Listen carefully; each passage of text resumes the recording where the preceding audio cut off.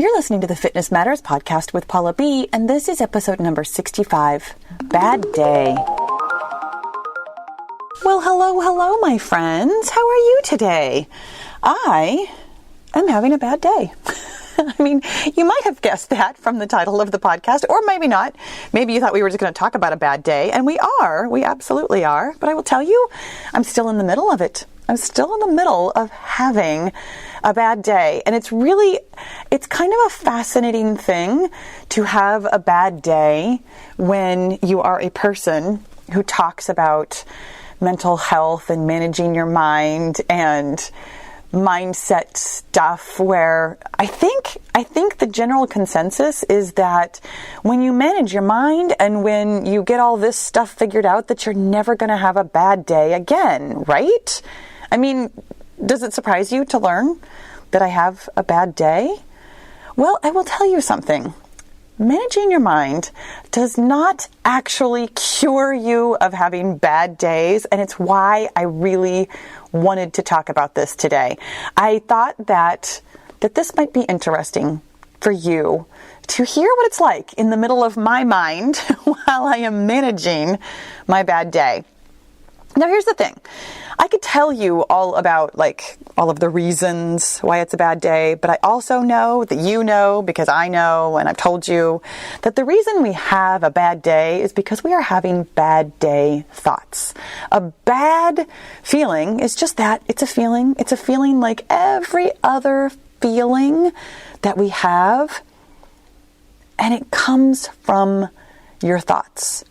So even though there are things happening that are outside of my control that I could absolutely regale you with stories about and tell you all about all of the details, I know, and I'm even in the middle of thinking the thoughts, and I know that they are just thoughts, that I am having bad day thoughts. Things like, I'm just so tired.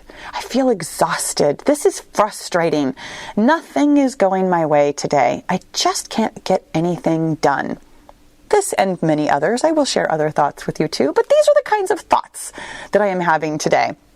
And it's very interesting having these thoughts and hearing them as thoughts, knowing that they are thoughts, and not making myself, I guess is the word I'm going to use, making myself manage these thoughts.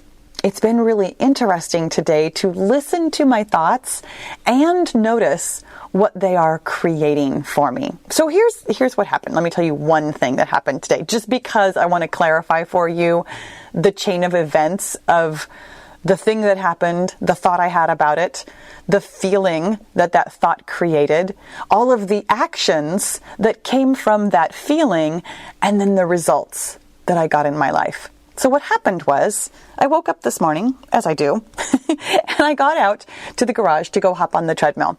And for a variety of reasons, the treadmill was not available and couldn't be made available. There was a lot of stuff on it. None of it was mine. It was something that I couldn't do anything about. And my thought was, I can't start my day the way I wanted to. I can't get anything done right now. And I was very angry. So let me clarify what I'm doing here. I'm walking through the process that I tell you guys about, that there is a circumstance. And this, by the way, I know I've given it credit before, and so let me give it credit again. It's called a model, the thought model from Brooke Castillo, which is the life coach school, which is, where I'm currently getting certified as a life coach. So this is how a model works. You start with a circumstance, which is completely factual. And honestly, I'm thinking about it now. When I'm saying the treadmill wasn't available, that's not entirely factual. It's close, but it still has that layer of opinion.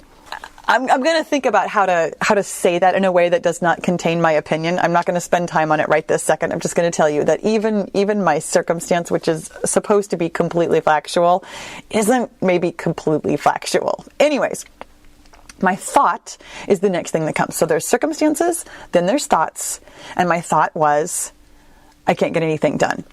My feeling about that was angry. And then the actions that I took from that feeling of anger, and there were other actions and other thoughts and other feelings that also concurrently were going on. Some of them were related to the treadmill, some of them were related to other things. But the point of doing a thought model like this is to pinpoint simply one thought at a time. Most of us have lots of thoughts about a situation. In fact, I did have lots of thoughts about even just really specifically the treadmill that resulted in different nuances of different feelings and different actions.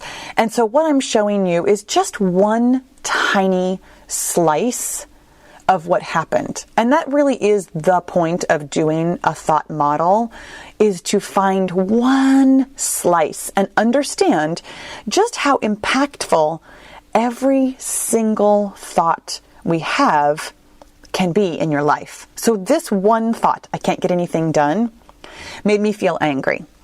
And then from that feeling of anger, my actions were all in the neighborhood of avoidance. I started playing on my phone. I came in the house and I sat down on the chair, Blossom's chair, if you watch my workout videos. And I sat down and I just pulled out my phone and started playing a game, and then continued to play the game for a very long time. And I didn't get to work like I ordinarily would. I didn't hop in the shower like I ordinarily would. I didn't do any other kind of workout. I didn't even try to come up with some other iteration of going for a walk or doing some kind of exercise. I kept thinking over and over about how frustrated I was, which is kind of funny that when I was thinking about it, I was thinking that I was frustrated, but my actual feeling was anger. And that's not, it's just to the aside. It's not super important. It's just something I notice, that sometimes the words that we say in our thoughts don't exactly line up with the feelings. When I think to myself, this is frustrating, what I often feel actually instead of frustration is anger. And it's very interesting. Anyways, there really was a digression. But so I was thinking about being frustrated. I was thinking about the treadmill. I kept going around and around in this thought loop and avoiding doing anything that would get me unstuck. And so the result that this created is that I didn't get anything done. I mean, I was thinking I can't get anything done, and it created for me this result of getting nothing done. And it was really interesting to me that even though I understood on some level while I was going around and around and playing on my phone and kind of thinking about my frustration, which is what I thought it was, I was really unwilling to do this model. I was really unwilling to write this down on paper and see what it was creating for me, which is, by the way, my wholehearted recommendation for you.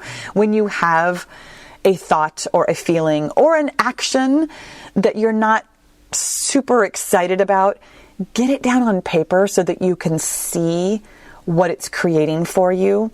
Because until I wrote these things down, until I actually sat down and thought about, what was it that made me have this thought about I can't get anything done? And then what did that create for me as far as a feeling? I really thought that I was just frustrated. And I thought that frustration was simply a fact. When I was telling myself, I'm just so exhausted today and this is frustrating and nothing is going my way, I truly believed it in the moment. I really did. I understood on some level, because this is what I am training for, I understood that it was related to my thoughts, but I was unwilling to sit down and do this work. That was part of the actions that I was doing, was that I was unwilling to help myself. And I will tell you, but wait, that's not all. I feel like an infomercial here. There's more. I also started judging myself.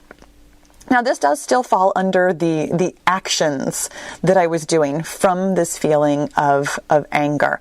When I was avoiding feeling angry, I started judging myself.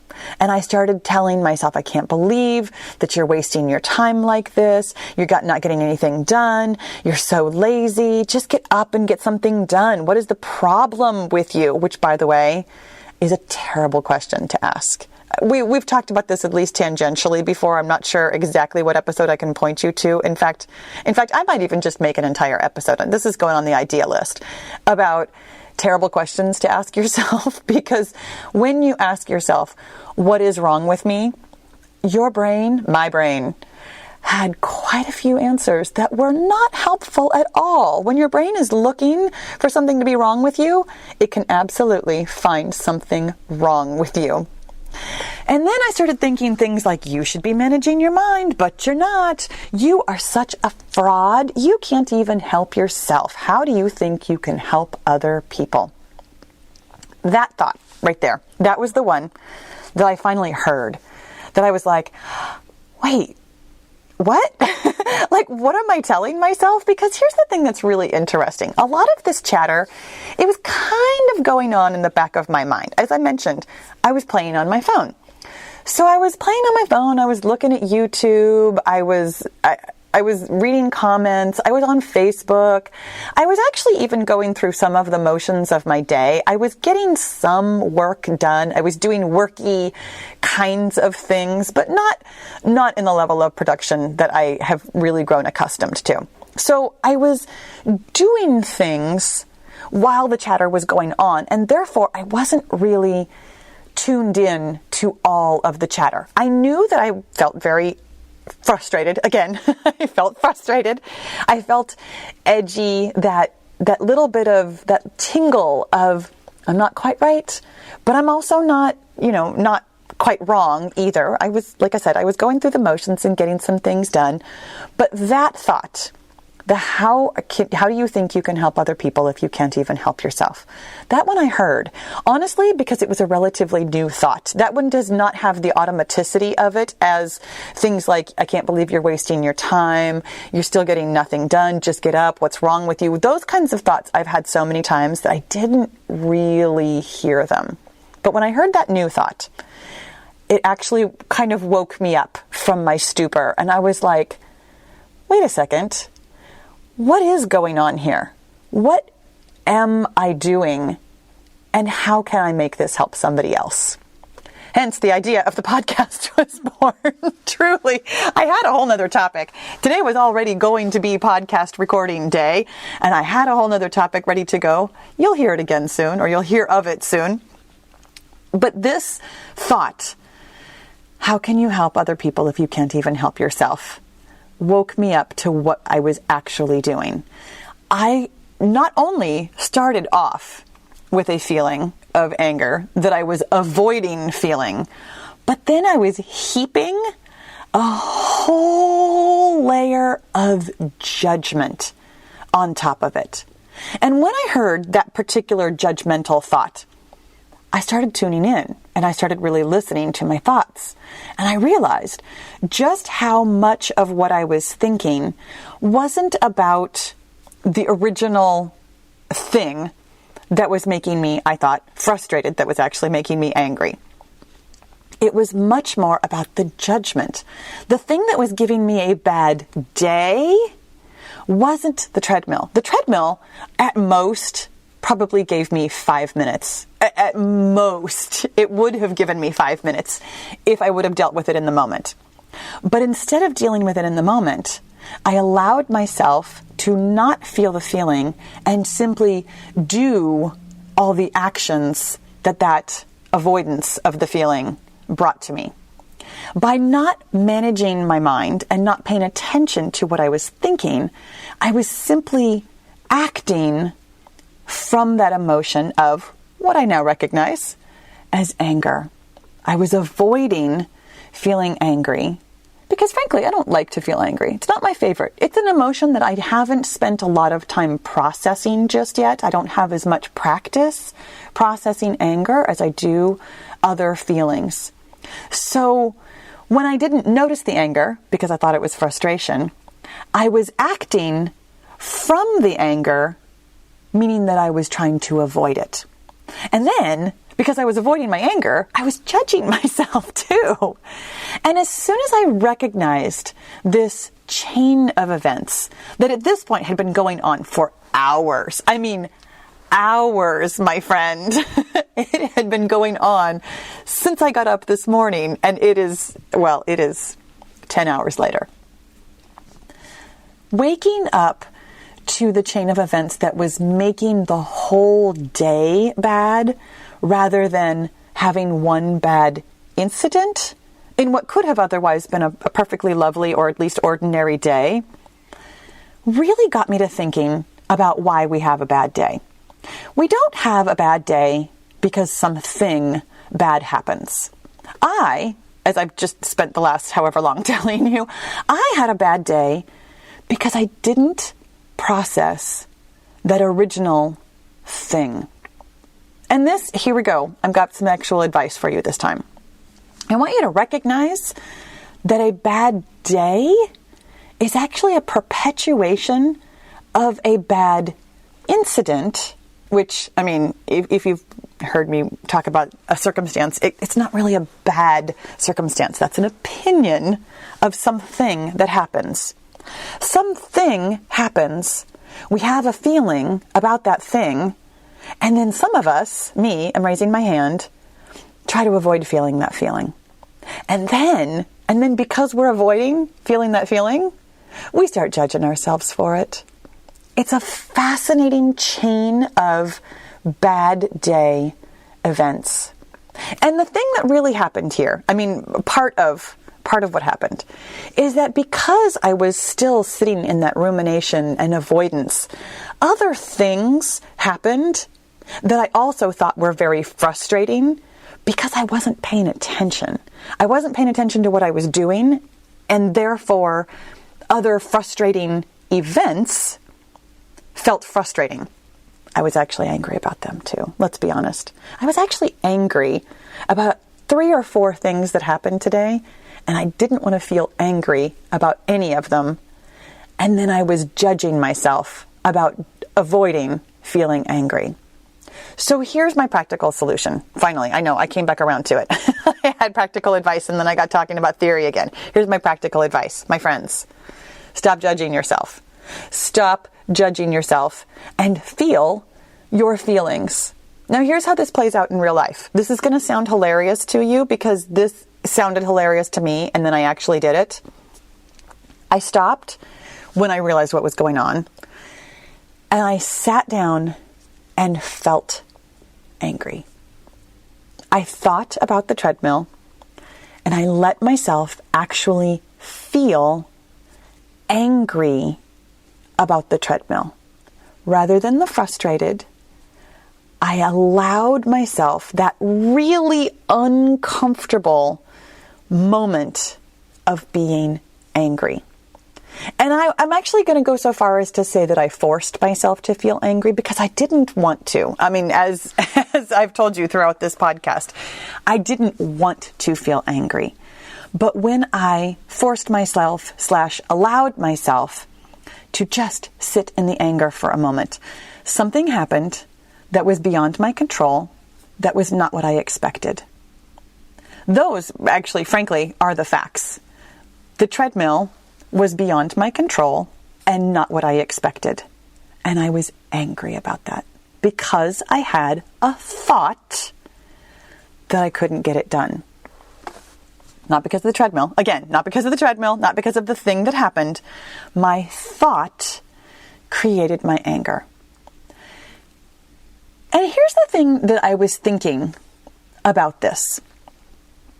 I could have very simply gone in and noticed that thought, I can't get anything done, and really managed my mind and thought another thought. I could absolutely think lots of other things about the treadmill. I could absolutely think lots of other things about any of the other incidences that happened today. I could actually have gone in and thought other thoughts about my avoidance of anger.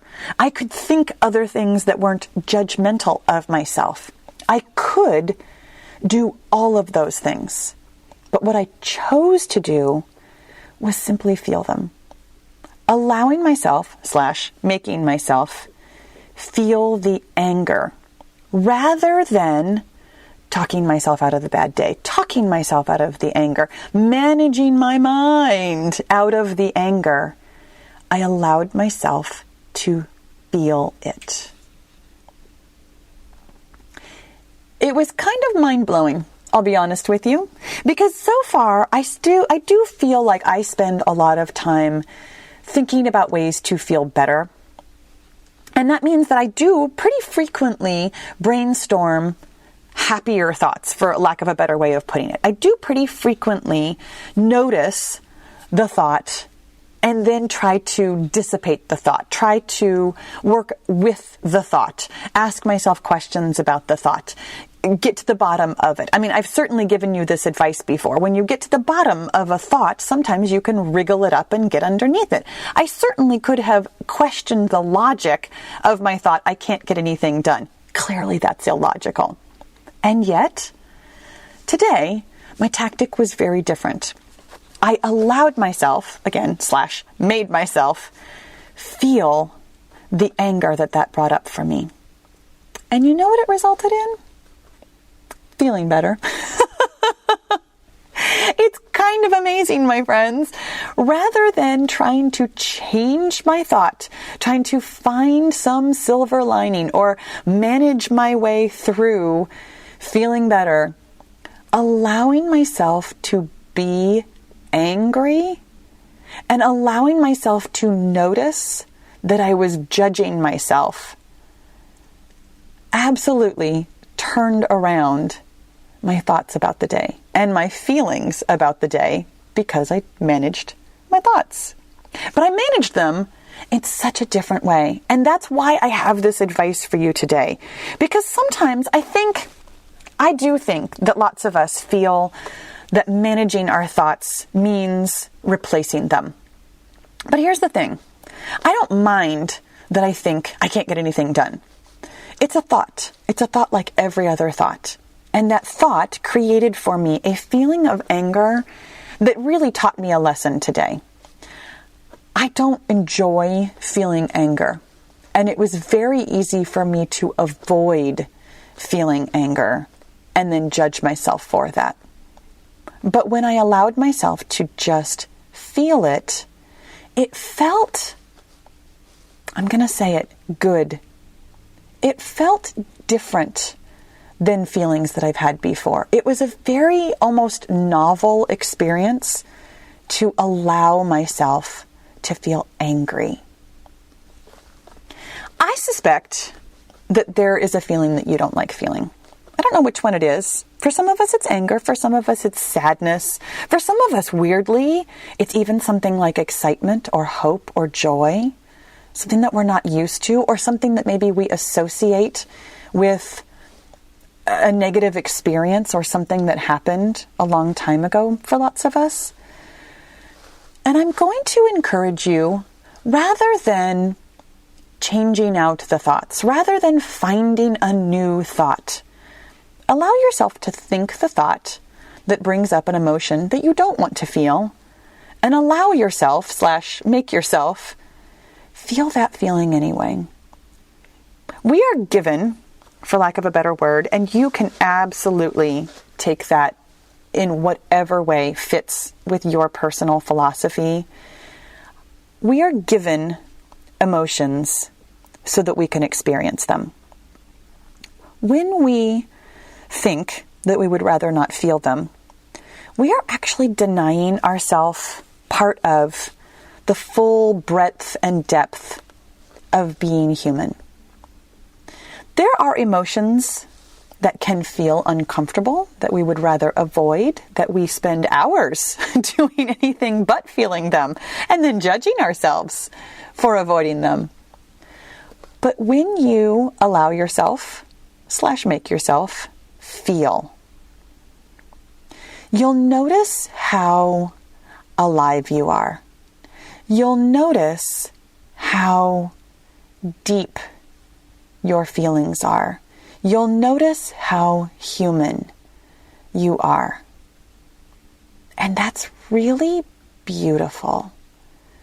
it's really enlightening and opening and loving to yourself to feel your feelings. Even the ones that seem like they're going to be icky, even the ones that seem really, really, really like we would rather not feel them. They're feelings, just like the ones that you like. There was nothing about feeling angry, honestly, almost nothing, literally, that felt different about being angry than I feel about being excited or happy or nervous or all kinds of other feelings. I got a little bit sweaty.